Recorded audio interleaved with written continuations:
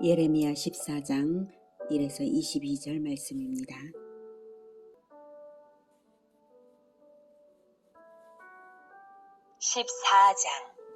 가뭄에 대하여 예레미야에게 임한 여호와의 말씀이라. 유다가 슬퍼하며 성문의 무리가 피곤하여 땅 위에서 애통하니 예루살렘의 부르짖음이 위로 오르도다. 귀인들은 자기 사환들을 보내어 물을 얻으려 하였으나 그들이 우물에 갔어도 물을 얻지 못하여 빈 그릇으로 돌아오니 부끄럽고 근심하여 그들의 머리를 가리며, 땅에 비가 없어 지면이 갈라지니 밭가는 자가 부끄러워서 그의 머리를 가리는도다.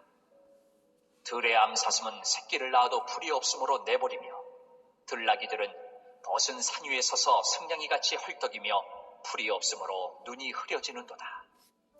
사랑하는 형제 여러분, 4월 20일 목요일 새벽 묵상에 오신 것을 환영합니다. 제5설교인 13장에서는 썩은 뱃띠의 비유와 포도주 가죽 부대의 비유로서 가르치셨어요. 제사장의 영광스러운 뱃띠처럼 제사장 나라로 거룩히 구별하여 귀중히 여기신 유다가 이제는 썩어버렸으므로 심판하시겠다고 하시고, 포도주 가죽 부대에 진노의 포도주가 가득 차게 되리라고 심판을 예고하셨습니다. 우리가 보혈로 내면이 가득 차지 않는다면 오히려 진노가 차게 될 것을 알게 하시는 경고였습니다.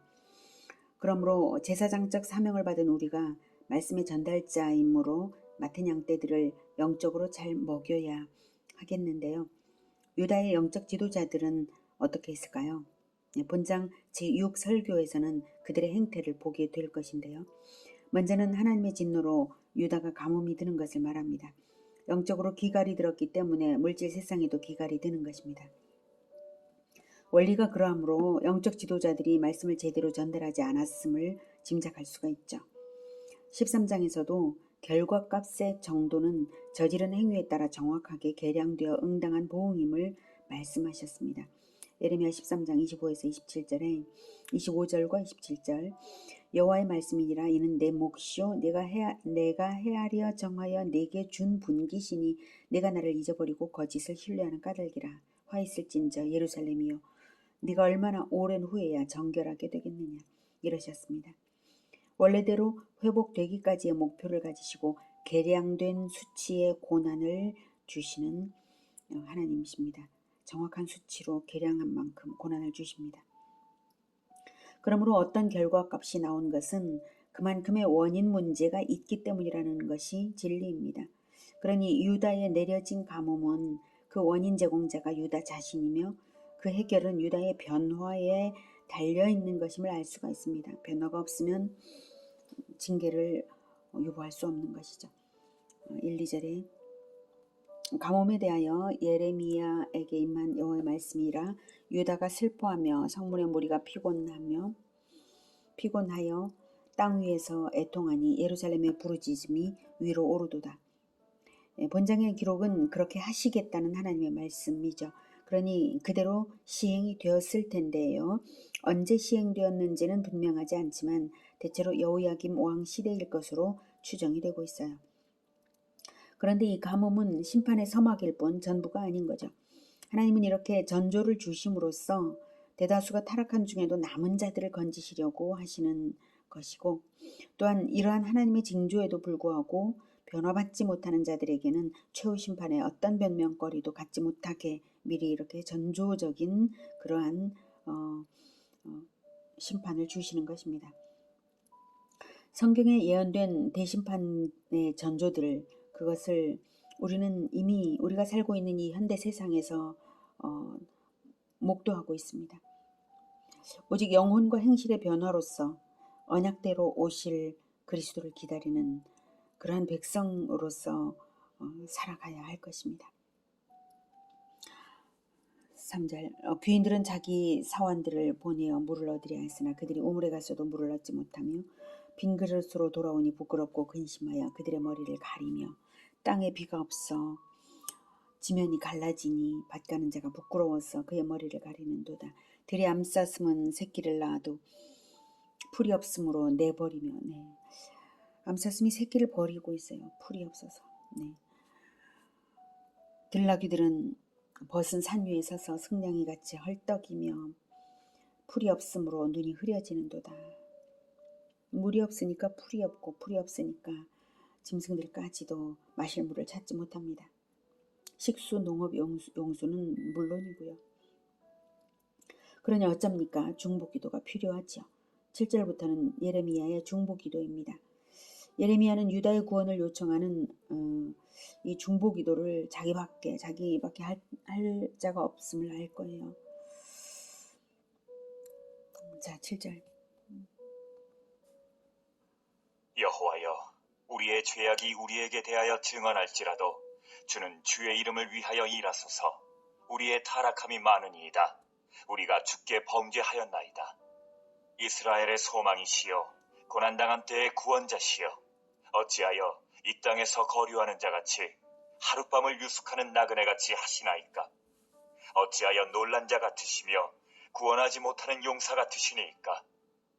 여호와여, 주는 그래도 우리 가운데 계시고 우리는 주의 이름으로 일컬음을 받는 자이오니 우리를 버리지 마옵소서. 네, 8절에 보면 어찌하여 하룻밤을 유숙하는 나그네같이 하시나이까. 네, 이스라엘을 자기 백성 삼으시고 함께 거하시겠다는 언약의 내용과는 달리 왜 길 가는 나그네처럼 속히 떠나려 하시는가 하는 질문인데요. 몰라서 묻는 것이 아니라 언약에 신실하신 하나님의 마음을 움직여 보려는 호소입니다. 예레미야의 중보기도의 근거는 하나님의 이름입니다. 하나님의 이름으로 불리는 하나님의 백성들이니, 즉 언약 백성이니 하나님의 이름을 위하여 긍휼을 베풀어 달라고 합니다. 이런 식의 호소가 언약에 신실하신 하나님께 상당히 호소력이 있었던 적이 있죠. 출애굽기 32장에 보면 이스라엘 백성이 하나님과 언약을 맺은 지 불과 40일 만에 황금 송아지 우상 숭배를 시작을 했잖아요. 그때 하나님께서 이스라엘을 진멸하겠다고 하시니까 모세는 즉각 중보기도를 합니다. 모세가 기도했을 때 주의 백성에게 왜 그 큰 권능과 강한 손으로 인도해 내신 백성에게 진노하시나이까? 어찌하여 애굽 사람들이 이르기를 여호와가 자기의 백성을 산에서 죽이고 지면에서 진멸하려는 악한 의도로 인도해 내었다고 말하게 하시려나이까? 이렇게 하나님의 명예를 위해서, 하나님의 이름을 위해서 진노를 멈춰달라 이렇게 하죠. 그리고 주의 종 아브라함과 이삭과 이스라엘을 기억하소서. 주께서 그들을 위하여 주를 가리켜 맹세하여 이르시기를. 네. 그래서 언약 조상적부터 언약을 주셔서 언약 백성인데 이러면서 기도를 했었어요. 그래서 여호와께서 뜻을 돌이키사 말씀하신 화를 그 백성에게 내리지 아니하셨습니다. 그때는 통했는데 지금도 통할까요? 10절. 여호와께서 이 백성에 대하여 이와 같이 말씀하시되 그들이 어그러진 길을 사랑하여 그들의 발을 멈추지 아니하므로 여호와께서 그들을 받지 아니하고 이제 그들의 죄를 기억하시고 그 죄를 벌하시리라. 하시고 여호와께서 또 내게 이르시되 너는 이 백성을 위하여 복을 구하지 말라. 그들이 금식할지라도 내가 그 부르짖음을 듣지 아니하겠고 번제와 소제를 드릴지라도 내가 그것을 받지 아니할 뿐 아니라 칼과 기근과 전염병으로 내가 그들을 멸하리라. 네, 거절하십니다. 거절의 이유는 그들이 어그러진 길을 사랑하여 그들의 발을 멈추지 아니하므로 그렇습니다. 회개의 기미가 추호도 없으니 심판하실 수밖에 없습니다. 회개가 없는 자들에게는 중보 기도가 필요 없고요. 금식도 필요 없고 번제, 소제, 회개 없는 종교 행위들은 다 위선일 뿐이기 때문에 심판 계획을 돌이키기는커녕 의식적인 그러한 종교 행위로서 하나님의 심판 의지를 더 강화시킬 뿐이죠. 이제 예레미야가 다시 기도합니다. 13절. 이에 내가 말하되 슬프도소이다 주 여호와여 보시옵소서. 선지자들이 그들에게 이르기를 너희가 칼을 보지 아니하겠고 기근은 너희에게 이르지 아니할 것이라. 내가 이곳에서 너희에게 확실한 평강을 주리라 하나이다.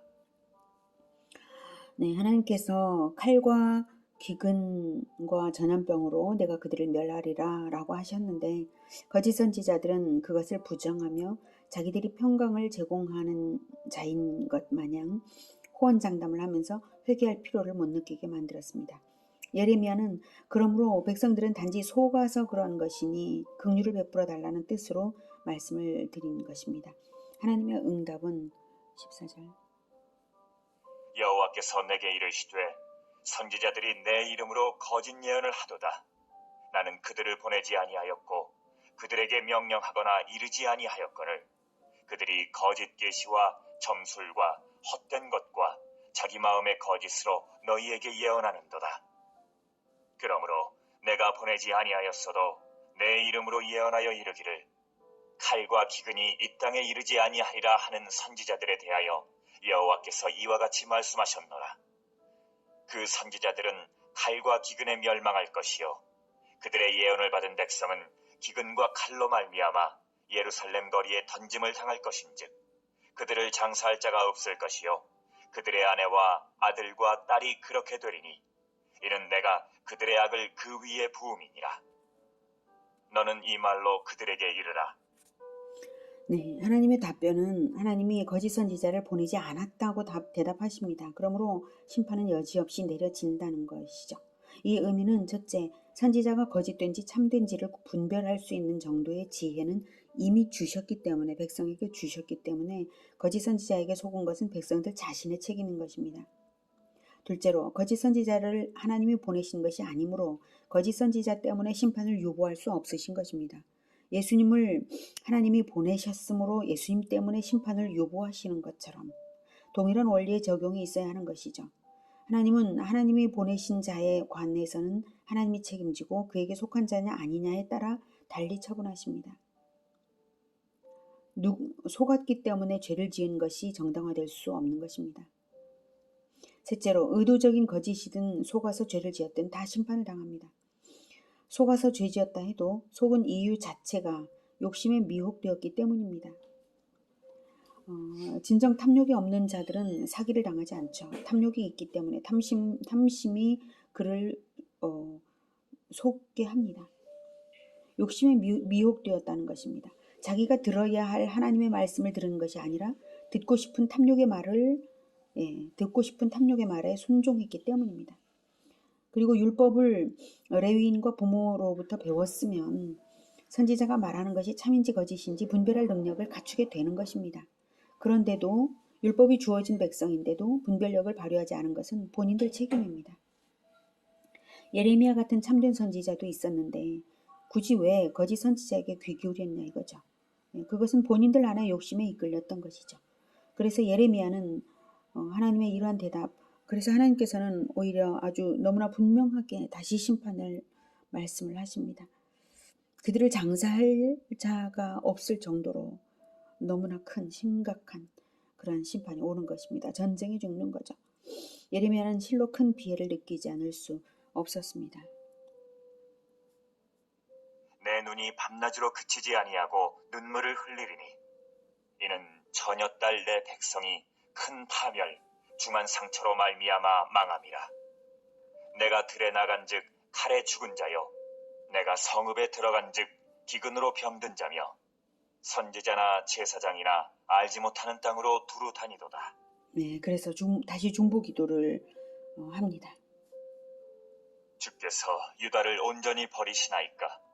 주의 심령이 시온을 싫어하시나이까? 어찌하여 우리를 치시고 치료하지 아니하시나이까? 우리가 평강을 바라도 좋은 것이 없고 치료받기를 기다리나 두려움만 보나이다. 여호와여, 우리의 악과 우리 조상의 죄악을 인정하나이다. 우리가 주께 범죄하였나이다. 주의 이름을 위하여 우리를 미워하지 마옵소서. 주의 영광의 보좌를 욕되게 마옵소서. 주께서 우리와 세우신 언약을 기억하시고 패하지 마옵소서. 이방인의 우상 가운데 능히 비를 내리게 할 자가 있나이까? 하늘이 능히 소나기를 내릴 수 있으리이까? 우리 하나님 여호와여, 그리하는 자는 주가 아니시니까? 그러므로 우리가 주를 앙망하옵는 것은 주께서 이 모든 것을 만드셨음이니이다 하니라. 네, 기도의 근거는 주의 이름을 위해서, 주의 영광의 보좌를 위해서, 언약을 위해서입니다. 주의 이름이 이 백성에게 있고 주의 보좌가 예루살렘 성전이고 주의 언약이 폐하여져서는 안 되므로 구해달라는 것입니다. 우리는 죄를 지었지만 무조건 구해달라는 것입니다. 이번에 중보기도에서 더 추가된 근거는 사실 없습니다. 같은 말인데 다만 어조가 더욱 절박해졌습니다. 무슨 근거를 들어도 번번이 하나님의 심판의 정당성만을 응답으로 들었기 때문에 이제는 그 어떤 새로운 근거를 들이댈 만한 것도 없지만 그저 호소할 수밖에 다른 것이 없는 것이죠. 오늘은 하나님의 이름이 있고 하나님의 보좌인 성전이 있고 언약이 있을지라도 회개하지 않고 여전히 죄악을 좋아하는 이스라엘에 대하여 심판을 반드시 내리시는 하나님을 만났습니다. 선지자의 거짓에 속은 것도 자기 욕심에 이끌려 미혹된 죄악임을 밝히시는 하나님 앞에서 우리가 무엇을 결단해야 하겠습니까? 내게 맡겨주신 사람들에게 하나님의 진리의 말씀을 가르쳐야, 바르게 가르쳐야, 부지런히 가르쳐야 한다는 것입니다. 세상 살아가는 동안에 거짓에 속지 않으려면 말씀을 알아야 합니다. 영적인 자립이 되어야만 거짓 선지자의 거짓에 속지 않고 스스로 분별력을 가지고 판단하며 살아가는 것입니다. 그리고 우리 자신을 더욱 정결하게 하면서 중보 기도자로 서야 합니다. 세상은 더욱 타락의 속도를 더해갑니다.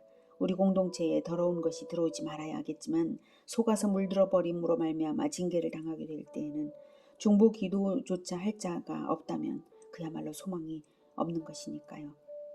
말씀을 부지런히 배우고 가르치는 자로, 공동체의 중보 기도자로, 거룩한 하나님의 사람들로 살아가는 우리 모두가 되기를 기원합니다. 기도하겠습니다. 하나님 아버지, 이 땅을 고쳐주시기를 원합니다. 코로나가 3년 동안이나 있었고 경제적으로도 너무나 많은 난관들이 있고 고통 가운데 있고 또 기후재앙이 계속해서 옥죄어 오는데도 타락의 속도가 더해만 가는 세상을 보면서 그리고 또 한국 교회가 정신을 번쩍 차려야 될 이때에 아직도 하나님의 말씀을 다음 세대에 가르쳐주지 못하고 있음을 주님, 이 한탄스러운 상황을 주님 불쌍히 여겨주시고 말씀의 사람들을 세워주시며 우리의 입술이 늘 하나님의 말씀을 전하게 하시며 듣는 자들이 깨닫고 하나님의 말씀을 잘 배워서 분별력을 가지게 하시며 거짓 선지자들에게 속지 않게 하시며 미혹에 탐욕에 이끌리지 않도록 도와주시옵소서. 우리를 붙들어 거룩한 중보 기도자로 또한 붙들어 세워주시기를 원합니다. 각 공동체들을 위하여 기도하는 우리 모두가 되게 하시고 우리의 기도를 예수 그리스도의 기도처럼 받아주시옵소서. 예수 그리스도의 이름으로 기도드립니다. 아멘. 이어지는 시간은 개인 기도 시간입니다.